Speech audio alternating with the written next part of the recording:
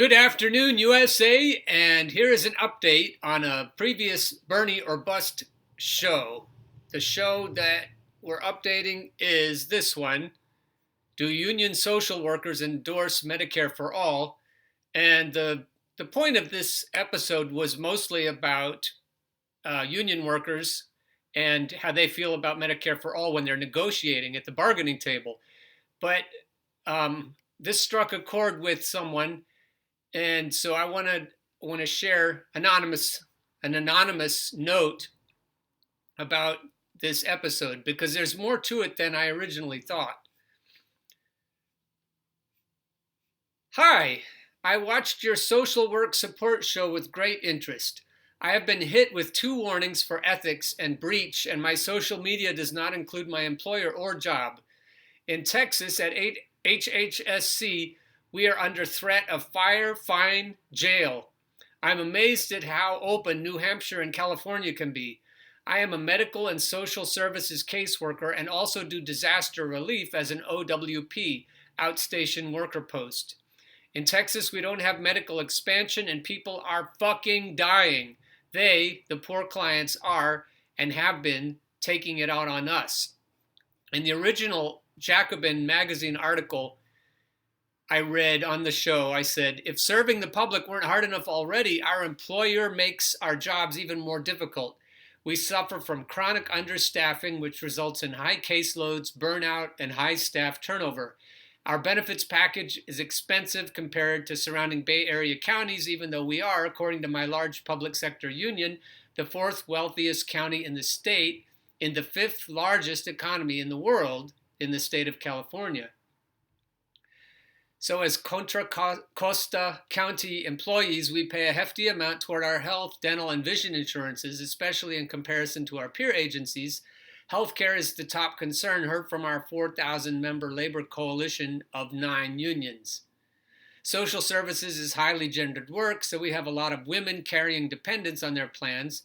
For those who are married, our spousal waiver rate is very high, meaning the county's plan is being waived in favor of their spouse's more affordable plan. The rates vary wildly, with no single plan being obviously more affordable. We are being robbed in Contra Costa County, as are so many workers across the United States. I also read from this article that our jobs are sometimes dangerous because we visit people's homes who may not always have the resources to maintain a safe home for themselves, their family, and other occupants. We are regularly subjected to emotional, verbal, and sometimes even physical abuse and danger. Usually, many things have already gone wrong in a person's life before they land at our doorstep requiring government assistance. All this is to say our job is stressful and the turnover in our unit is high. What makes our jobs even more stressful, I think this is the point that really hit home, is knowing that we're only providing partial help. Many of the benefits we offer are means tested instead of universally provided and adequately funded. Our clients need and deserve more help than what's on offer from the feds and the state. And that's what drives the stress level through the roof for people who are doing this job. So I wanted to just publish the thoughts of this anonymous social worker, because my heart just was wrenched by reading this. It's really frustrating to know that our horrible neoliberal world state of affairs is what's causing people who do such important work to be treated badly, and the people that they're trying to help are being treated badly, and it makes it a very dangerous and frustrating situation. They, the poor clients, are and have been taking it out on us. The following occurred in 2011, and our agency and all law enforcement were under strict orders to never share bomb threats, weapons, holdups, assaults, etc. to release to the public. So here's a story about a Laredo, Texas food stamp standoff ending in killings and suicides. This lady in the story, let's just start here. Tracing a mother's vagabond path to murder and suicide in Texas. This is from 2011.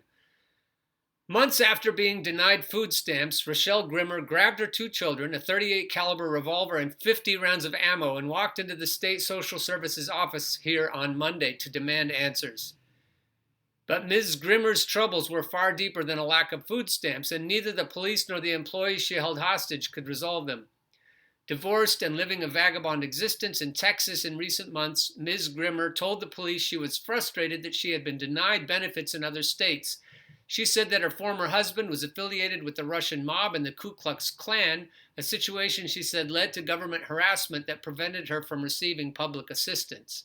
Her hostage, Robert Rise, a supervisor who had offered himself in trade for two other employees Ms. Grimmer had taken hostage, granted her the food stamp benefits she had requested, $3,050 worth, retroactive to July, the month she had first applied.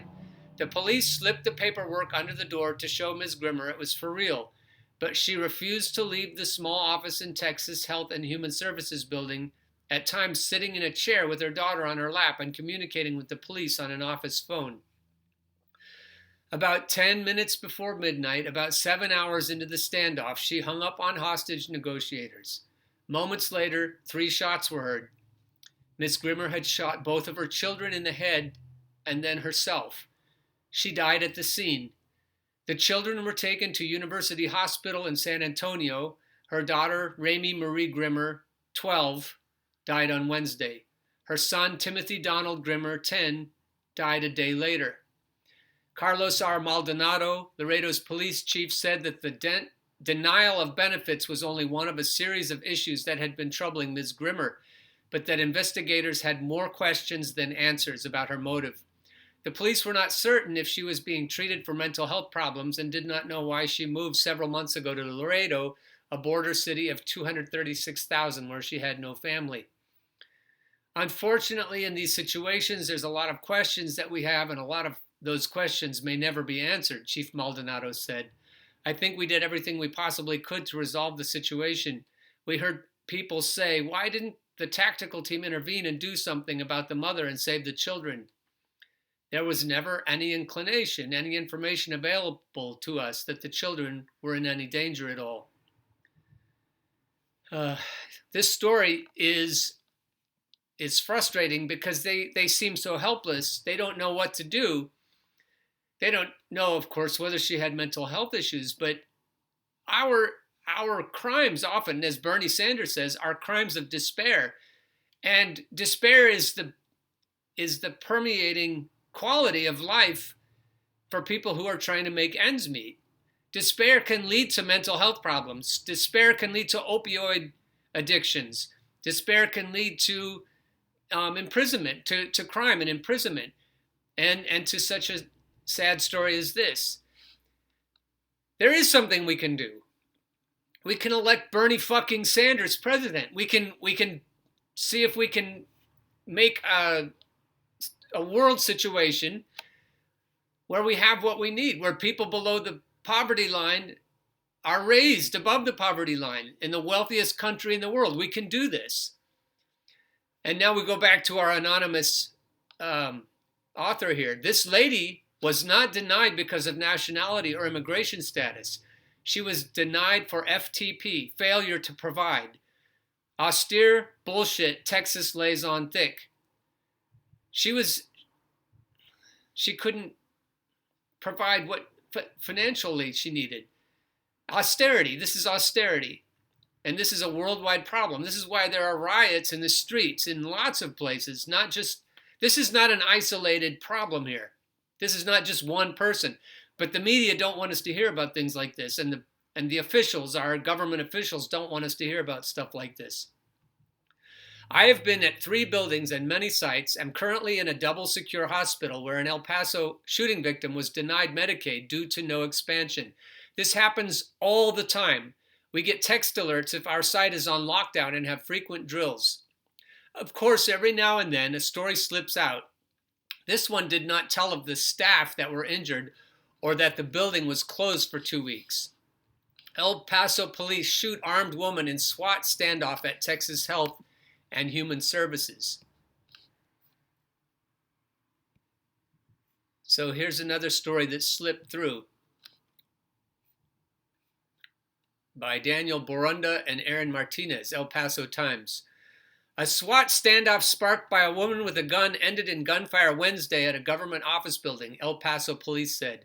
A man claiming to be the woman's husband told Channel 14 KFOX and Channel 7 KVIA that the woman died at a hospital. The woman reportedly was armed with a handgun when she confronted employees and then entered an office Wednesday at the Texas Health and Human Services building at 5150 El Paso Drive, police said. At about 10:30 a.m., the armed woman also confronted a security guard and made demands, police said. The woman allegedly made some threats, made some demands about some benefits that had apparently been cut off or suspended, police spokesman Sergeant Enrique Carrillo said. The building was evacuated and no employees or customers were injured, Carrillo said. The woman barricaded herself in an office during the 5-hour standoff. The El Paso Police SWAT team was sent to the situation in south central El Paso, close to Paisano Drive in the Fox Plaza area. Police negotiators in a police command vehicle communicated with the woman on and off during the standoff. A police armored vehicle also was posted outside the building. At about 3:30 p.m., the woman came out of the office armed with a gun, and she pointed it at SWAT officers, Carrillo said. Police shot the woman, who was taken to nearby University Medical Center of El Paso. The woman's name and condition were not immediately available Wednesday evening. That's because people don't want us to know it.